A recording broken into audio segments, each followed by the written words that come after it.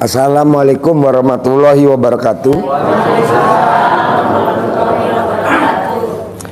Bapak dan Ibu, saya mau Bapak dan Ibu yang hari ini datang. Hari ini hari Senin. Saya maunya besok Selasa kalau bisa terkabul.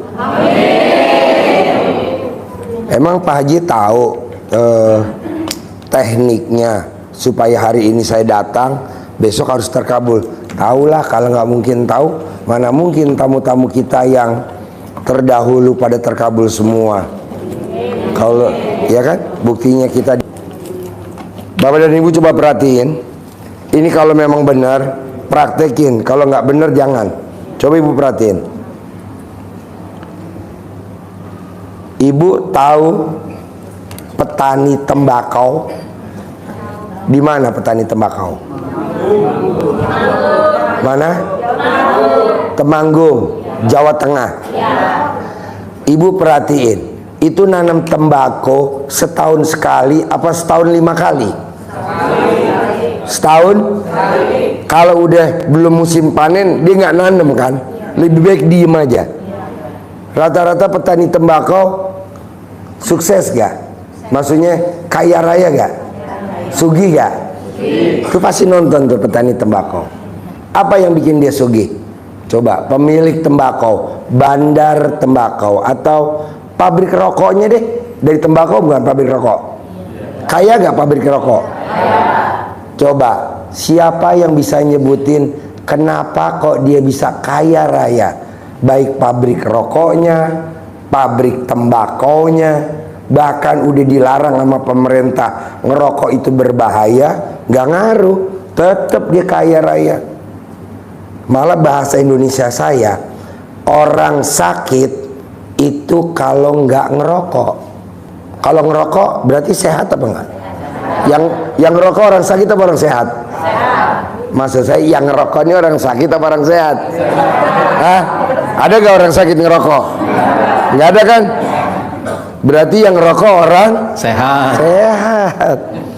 Berarti kalau yang nggak ngerokok orang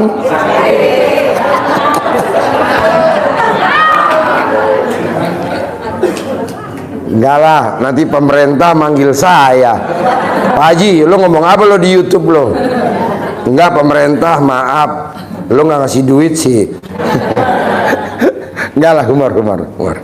Jadi gini, petani tembakau, bandar tembakau, bos-bos tembakau, bahkan pabrik rokoknya yang ngolah tembakau, itu kok bisa kaya raya, bisa sugih. Kenapa ibu dan bapak tidak bisa? Apalagi banyak hutang, besok rumah mau dilelang, besok rumah mau disita, bahkan ada yang asetnya mau dibegal. Tapi pabrik rokok jalan tuh sukses. Coba siapa yang bisa jawab? Coba kenapa dia? Ya bos. Yakin bahwa tembakau itu apa? Pegang dong Mike. Petani yakin bahwa tembakau itu akan laku dengan harga yang mahal dan bisa untuk mencukupin kebutuhan sehari-harinya dia. Oh iya. Yakin. Coba ulangi lagi yang kencang. Kenapa petani tembakau? Kenapa pemilik pabrik tembakau, pabrik rokok, atau penggarap, atau siapa yang berkaitan sama tembakau kok sugih kaya raya? Coba kenapa? Coba tadi apa? Yakin bahwa tembakau itu dengan harga jualnya sangat tinggi untuk memenuhi kebutuhan sehari-hari dia. Maka petani itu yakin bahwa dia akan kaya. Boleh. Dan pabriknya itu dia yakin bahwa dia akan mensejahterakan karyawannya dan mencari keuntungan yang lebih besar. Ya boleh. Ada lagi? Yuk ibu belakang. Bos lari bos ke belakang bos. Lari bos. Mana ibu yang mana? Tuh yang belakang tuh yang paling jelek tuh. Coba bu, yang mukanya jelek tuh. Yuk. Diri bu, biar memeknya kelihatan. Assalamualaikum. Diri. Kalau kata ibu yang bodoh pak, karena merokok itu, yang banyak-banyak merokok itu termasuk ibu ya. Ibu ngerokok? Merokok. Tepuk tangan dong. Orang sehat. Orang sehat. Karena merokok itu bikin senang. Itu bu ngerokok pakai mulut atas sampai mulut bawah. Atas. Hah? Dua-dua aja. Hah? Ayo, kenapa alasannya? Kenapa yang berbau-bau tembakau pasti orang kaya raya? Minimal yang ngerokok aja pasti orang soge, walaupun dia tukang lah bahasanya. Kenapa? Karena senang, Pak. Karena senang. Senangnya gimana? Kan yang merokok itu, kalau merokok itu happy, senang hati. Mumet juga jadi hilang. Mungkin karena itu Allah memberinya kesugihan ke mereka gitu. Kalau Jadi pendapat Ibu ya, jadi karena bikin senang. oh, jadi ngerokok tuh bikin senang. Kenapa senang? Ibu membaca ibadah yang bagus gitu kan, menyenangkan hati orang kan ya, Pak. Ya. Assalamualaikum. Coba sini maju. Sini. Nitip ya. Biar belon tapi kok. Ibu rokoknya apa? Filter. Garam filter. Jarum filter. Garam filter. Gudang garam filter. Berapa tuh sebungkus, Bu? 25.000 aja. Hah? 25.000. Berarti kalau seselop isinya berapa? Sini dulu. Sini. Ayo. Madep sini. Inilah dia perokok nasional. Dia bisa ngerokok dari mulut atas dan mulut bawah. Bedanya kalau mulut atas dia pegang rokoknya, kalau mulut bawah dia nancap sendiri. Coba, kenapa orang yang berbau tembakau, apakah dia perokoknya, apakah dia petani rokoknya, apakah dia pemilik pabrik rokoknya, kok bisa kaya raya tajir melintir? Bahkan perokoknya aja kadang bisa tukang, sekelas tukang, kadang perokoknya sekelas pekerja, kadang perokoknya segelas kuli. Tapi kok dia bisa nggak punya hutang, nggak bisa nggak punya hutang, bisa pokoknya sukses. Penyebabnya apa? Pegang mic-nya, deketin. Bos, shoot bos. Assalamualaikum. Kalau Ibu yang bodoh ya. Deketin mic-nya. Kalau pendapat Ibu yang bodoh, karena kalau merokok itu mungkin pekebunnya ya Pak, setelah hasil jadi rokok bikin orang-orang jadi senang, yang pusing pun jadi senang, jadi rileks gitu Pak. Jadi kayaknya Allah itu ngasihnya di situ Pak, kesenangan ke banyak orang gitu. Kalau rokok Kayaknya sepertinya. kayaknya Iya. jadi nggak pasti dong. Yang pasti apa? Iya, pasti seperti itu Pak. Masalahnya kan di agama Ibu baca, kalau yang bikin senang orang itu kan ibadah yang paling mulia ya Pak ya. Ya itu alasannya kalau dari Ibu. Ya. Bikin senang orang banyak. Bikin senang orang banyak. Iya. Oh iya. Yuk, Ibu duduk sebelah situ. Ada lagi? Kenapa petani rokok, petani tembakau di Temanggung bisa kaya raya? Kenapa pemilik pabrik rokok bisa kaya raya? Kenapa agen rokok, agen ya, bukan, bisa kaya raya? Kenapa orang jualan rokok kok bisa kaya raya? Tapi yang larang rokok malah punya hutang yang banyak. Betul. Yang larang rokok, kamu jangan ngerokok mulu. Siapa yang suka begitu? Yang suka ngelarang, kamu jangan ngerokok ya, awas kamu ngerokok ya, nggak boleh ngerokok, itu malah kelilit utang. Yang majakin rokok, tahu yang majakin rokok, rokok dipajakin, malah kelilit utang. Yang dipajakin malah kaya raya tajir melintir. Bapak dan Ibu lihat merek-merek rokok, tahu kan merek-merek rokok? Apa mereknya? Gudang Garam, Sampurna, Jarum Super, Marlboro, Samsu, Jarum Coklat, Mukalo Coklat. Pemiliknya bukan mereknya, pemiliknya Jarum. Ya kan? Gudang Garam, Marlboro. Jinggo merek siapa? Itu kan merek, pemilik rokoknya, pabriknya. Jinggo. Kaya raya, petaninya, petani yang nanam tembakau kaya raya. Ini mangga, petani cabe, waduh kelilit utang. Petani kentang, kelilit utang. Petani semangka, kelilit utang. Betul gak? Petani timun, kelilit utang. Petani tomat, kelilit utang. Baik petaninya, baik pengumpulnya, baik pedagangnya, baik pengecernya, baik semuanya. Nanam singkong, kelilit utang. Bandar singkong punya utang. Pengrajin keripik singkong banyak utang. Kok beda sama tembakau? Udah tembakau banyak, apa bahasanya, harus bayar ini. Tapi kita lihat, lu di mana rumahnya? Gua rumahnya di Kudus. Gue jadi bandar tembakau. Jadi tembakau yang dari petani gue beliin, dia tumpukin tuh. Gue pengerajang tembakau. Kok bisa ya kaya raya? Coba siapa yang bisa jawab? Yuk ibu maju. Ini yang baju hijau, yang mukanya putih blon ya. Ya nggak apa-apa. Sini bu, mari sini. Kenapa? Bos tadi rokok dia berapa sebungkus harganya?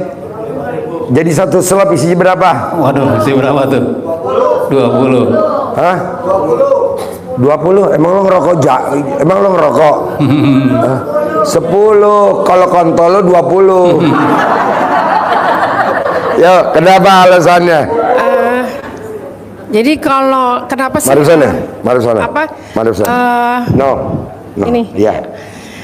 Petani tembakau, pabrik itu juragan. kaya. Ya. Karena apa? Deketin Mike.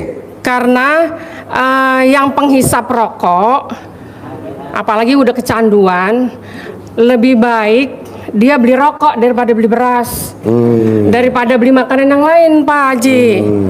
Udah tahu saya tuh pengalaman nih, kok saudara-saudara saya. Oh. Lebih baik dia beli rokok, kelapar nggak apa-apa. Iya tuh kenapa kok dia maksain beli rokok daripada buat makan? Dan nikmatnya itu lebih nikmat dia ngerokok daripada makan nasi atau makan yang lain. Oh iya. Saya rasa gitu. Jadi orang kalau kecanduan kan rokok mahal Pak Haji. Ya kan misalnya kalau beras 10.000 seliter, buat berlima bisa cukup. Ya kan. Tapi rokok itu kan sebungkus mahal 25.000. Ya kan. Kadang-kadang kalau udah kecanduan usop terus. Ya kan sehari bisa 2-3 bungkus Pak Haji. Iya. Itu biaya berapa duit? Itu ya kan? bisa pakai mulut atas. Iya. Iya. Oke, ibu duduk sini. Yo, siapa lagi? Bapak. Emang bapak dan ibu nggak merhatiin saya? Kenapa saya bisa? Petani tembakau bisa, juragan tembakau kok bisa? Mau tahu jawabannya? Petani tembakau, saya, juragan tembakau itu kalau dia habis panen, kan panennya setahun sekali kan? Siapa yang diundang sama petani tembakau? Anak yatim berbohong. Apa? Penyanyi dangdut, ya.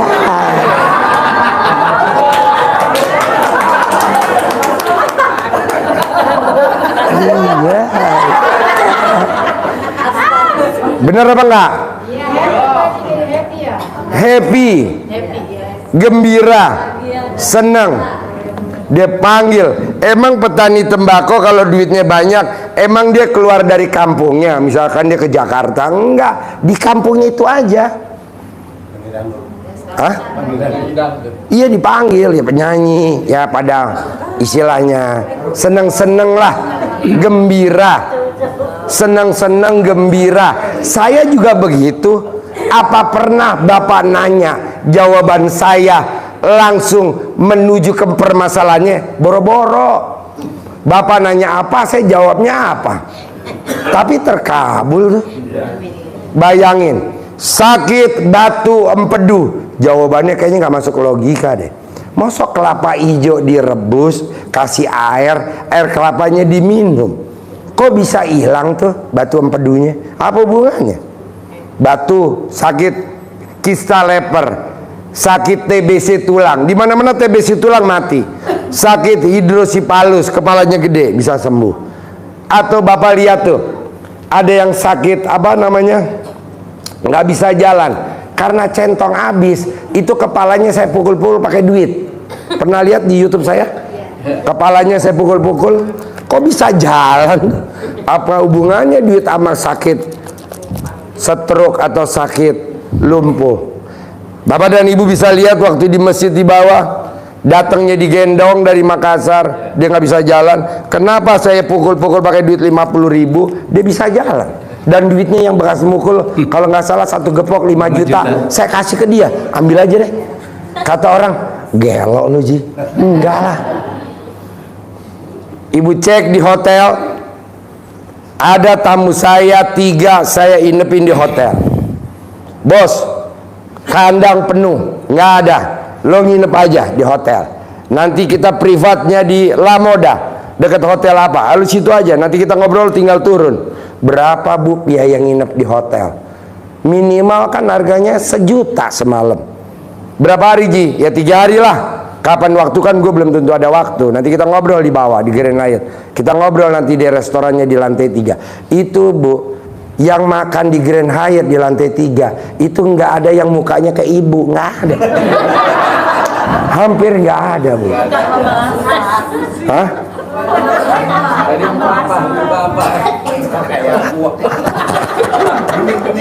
Bening semua Bu, bening kinclong.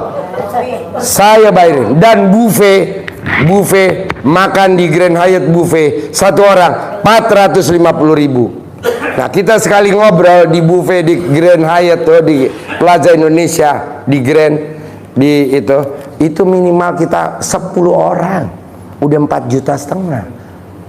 Jadi intinya apa Pak Bu? Bisa gak Bapak dan Ibu pulang dari sini hatinya gembira? Hatinya gembira seperti petani tembakau. Dia gembira walaupun nanamnya setahun sekali. Pada saat dia panen, dia mengadakan namanya syukuran. Kalau anak yatim mah semua se-Indonesia juga banyak nyantuin anak yatim, tapi bikin gembira orang belum tentu. Contohnya kayak kita kemarin ke Dufan, berenang ke Pondok Indah, nonton ke bioskop, bikin gembira. Apa yang dibikin gembira anak yatim? Enggak, ada ibu yatim. Bacain tamu-tamu yang pada ikut sedekah patungan 1 juta, dibacain satu-satu anak yatim, amin, amin. Nah, bikin gembira. Bisa gak Bapak dan Ibu mau saya seperti petani tembakau pulang dari sini gembira? Iya, walaupun Bapak dan Ibu ngelihat negatif. Ada gak negatifnya? Ada, nggak usah saya sebutin. Setuju? Dia gembira, gembira. Nah, maksud saya kan saya di sini kadang ngomongnya jorok, jorok gak? Jorok banget. Ada yang bilang ahli pornologi Pak Ji. Ahli Pornologi. pornologi. Apa tuh pornologi? Mau saya tuh kadang ngomongnya jorok, super jorok. Bahkan orang yang baru ngeliat YouTube saya langsung menghujat, ini video apaan sih? Tidak, tapi setelah keluar di berandanya dia terus, akhirnya dia ikutan. Kalau ngomong gitu, emang ngalamin? Siapa yang jadi korban? Semua rata-rata. Iya. Iya. Jadi hampir tamu-tamu RDAY yang lihat YouTube kita selalu dia ngomongnya menghujat, aliran sesat. Tapi setelah dia praktekin bahasanya, duitnya dia di orang selama 2 tahun. Tidak dibayar, bahkan nomor HP-nya dia diblokir. Saya bilang, cari fotonya, atau tulis namanya, dikempit di alat kelamin kamu setiap tidur. Hasilnya Pak, dia lakukan selama 2 bulan berturut-turut kalau tidur. Itu duit yang di orang udah 150 juta. Barusan dia telepon ke saya, Ji, yang ngambil duit gue, alhamdulillah bayar. Wow, tepuk tangan dong. Jadi pada saat dia ngempit fotonya di alat kelamin, dia sambil nonton YouTube saya senyum-senyum.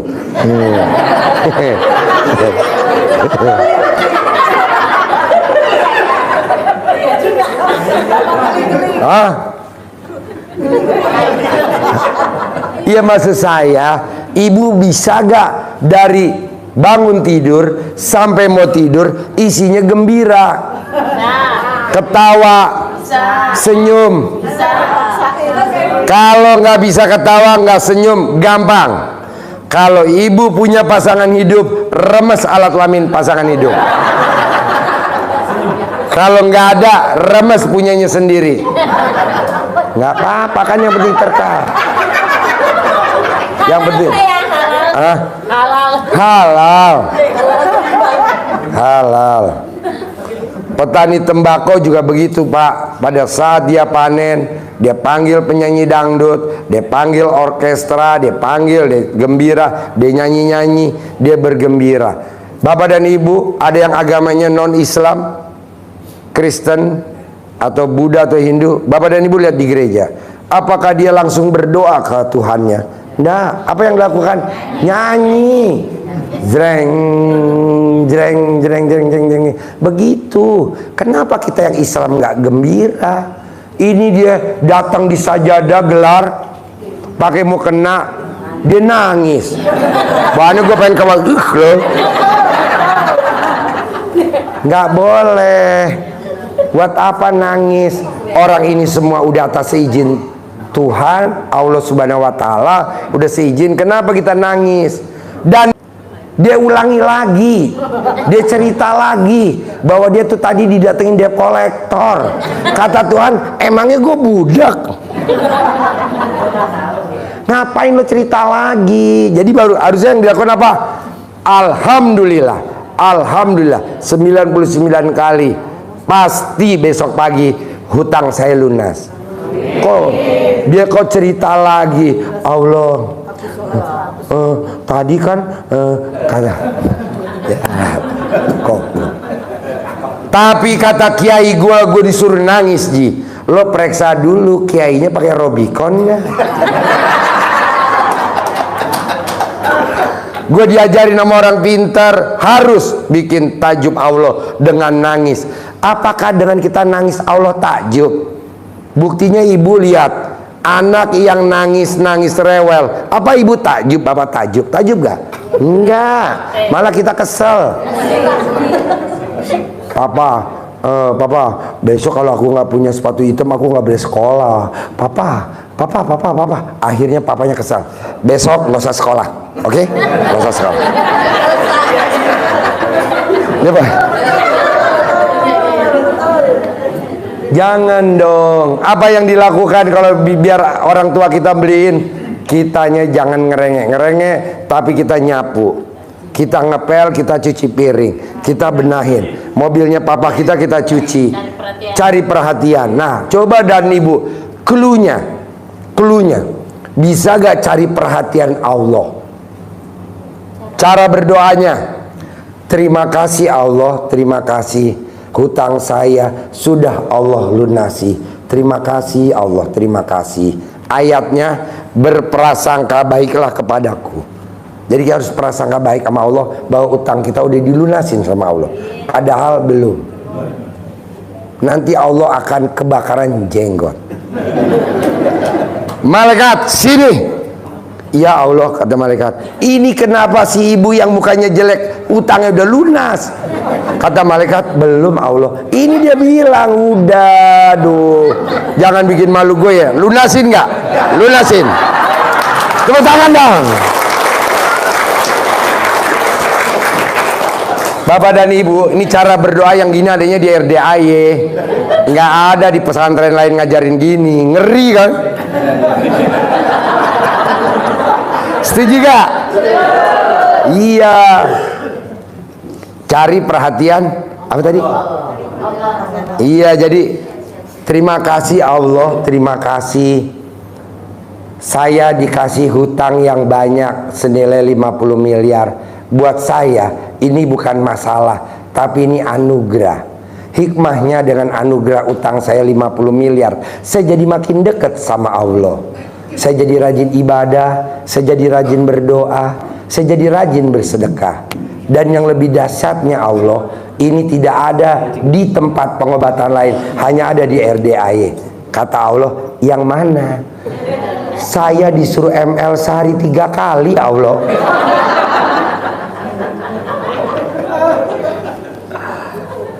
Gitu, tepuk tangan dong.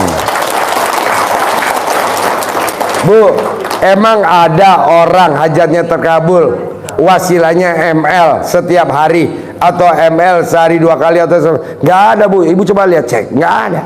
Ya hanya di sini aja. Karena saya lihat ibu uang nggak ada buat sedekah.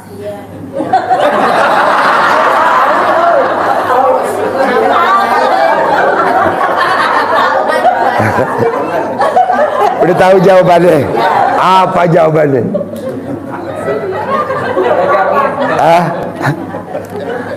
Apa jawabannya, Bos? Iya. Jadi ibu punya uang nggak ada buat sedekah ekstrim, nggak ada. Ibu suruh sodako ekstrim, nggak ada, uang nggak ada.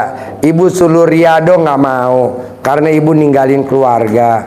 Ibu suruh sedekah profesi nggak mau karena ibu nggak mau ninggalin pekerjaan.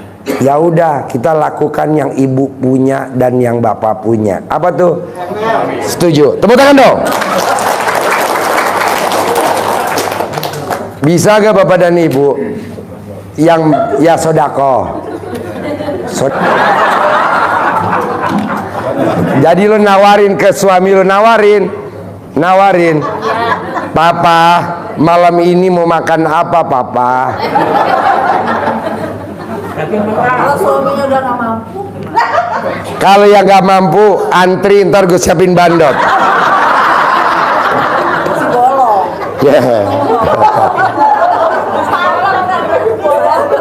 Mau saya hajat bapak dan ibu terkabul, itu tidak harus dengan sedekah ekstrim dengan uang, tapi bapak dan ibu bisa bikin takjub istri tercinta atau suami tercinta. Biasanya kita kalau dirongrong sama istri, biasanya kita marah. Coba ibu dan bapak jangan marah. Biasanya kita para suami kalau lagi kesel sama istri, kita suka ngomong begini sama istri kita, lo pulang ke Bogor, lo ikut sama bapak lo orang Bogor. Begitu. Tuh istri langsung ngerenyem aja, karena dia merasa orang Bogor.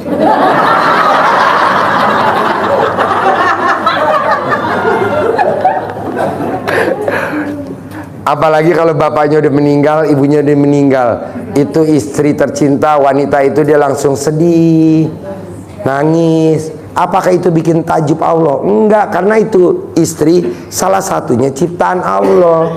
Jangan dong. Dan biasanya kita para laki-laki kalau sudah ML berhubungan suami istri, spermanya keluar, bapak langsung bangun, bersihin spermanya di kamar mandi. Jangan dong.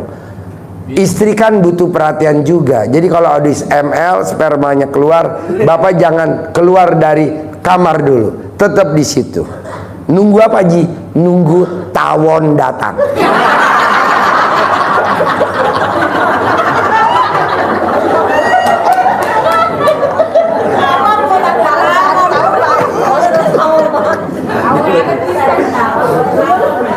Tawon tengah tawon. Tawon itu mulutnya. Maksud saya seperti petani tembakau dan juragan tembakau, seperti Pak Haji Dwi, bikin kita gembira. Gimana gembiranya? Bebas. Kalau petani tembakau, dia panggil keseniannya, dia panggil, dan gembiranya di kampungnya dia. Di rumahnya dia senang-senang. Wow, sukses luar biasa. Betul? Oke, nah. Apa? Apa? Kalau udah ngeluarin senang. Spermanya? Oh iya. Gue tadi udah ngomong tembakau, dia masih di sper.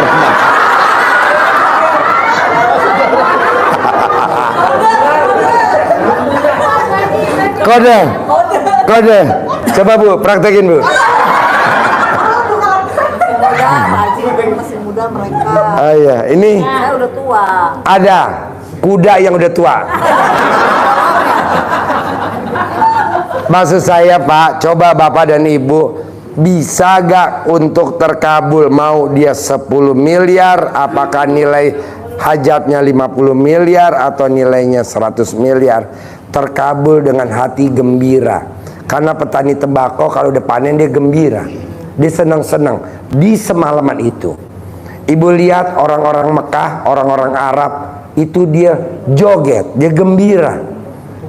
Bapak dan Ibu coba lihat orang-orang Brunei, Bapak dan Ibu coba lihat orang-orang terkaya, dia gembira. Nah coba Ibu, tinggal Ibu batasin kegembiraannya, jangan sampai kebablasan, disket. Bisa gak? Saya juga gembira. Saya kan bikin Bapak dan Ibu ketawa. Bapak dan Ibu datang dengan penat, di sini kayaknya lupa deh. Hah? Senang. Iya, jadi saya bikin gembira aja. Masalah jadi hilang. Coba kayak kemarin nih Pak, yang bisa nebak. Haji Marco biasanya datang ke sini jam 11, jam 12. Dia datang kemarin jam 8. Saya tebak, siapa yang bisa nebak kenapa Haji Marco kok datang dari sore, kenapa? Kuisnya tuh nggak murah loh Pak, 100 juta. Bahkan ada yang bisa jawab, saya berangkatin umroh. Nggak bisa jawab lagi, oke yang bisa jawab satu, tapi satu ruangan saya berangkatin umroh. Nggak juga ada jawaban. Oke, yang jawaban ini benar satu, Bapak dan Ibu sekeluarga dibawa umroh. Kalau Ibu ada suami bawa, Ibu ada mantu bawa, Ibu ada cucu bawa, Ibu ada besan bawa. Jadi satu orang saya batasin minimal 17 orang harus bawa. Siapa aja, tetap nggak kejawab. Jadi sebenarnya Bapak dan Ibu dibolak kembali kemana aja tetap masih blow on.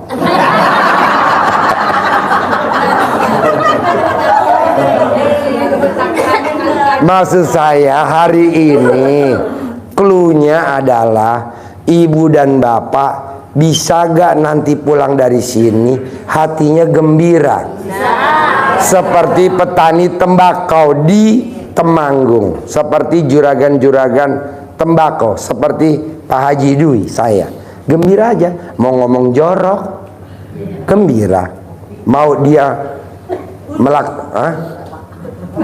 mau dia petani tembakau, dia ngundang bidu wanita, penyanyi, dia mau nyawer, mau apa, yang penting gembira.